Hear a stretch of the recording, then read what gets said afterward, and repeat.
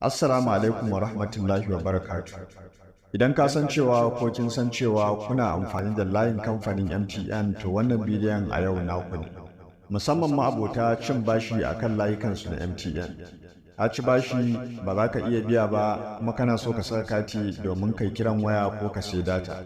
Kuma kana tsoron kamfani za su kwashe wannan kuɗin a matsayin bashin da suke binka idan ka saka kati.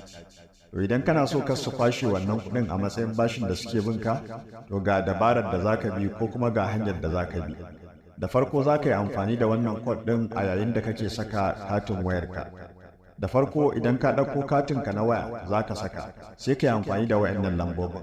Lambobin su ne kamar haka: star hash 311 sai kuma star, sai ka saka katin, sai ka saka lambar katin, a ƙarshe sai ka ƙara da hash, sai kuma ka danna sandin.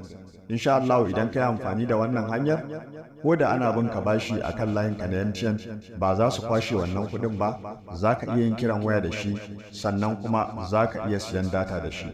Zan sake maimaita lambobin su ne kamar haka: star hash 311 sai star, sai lambar kati, sai kuma hash, sai ka danna sandin. Ba za su kwashe ma kuɗinka a matsayin bashin da suke binka ba, insha Allah. Domin ci gaba da samun irin wayannan dabaru, kar ku manta da yi min following da liking da kuma subscribing akan YouTube channel ɗina.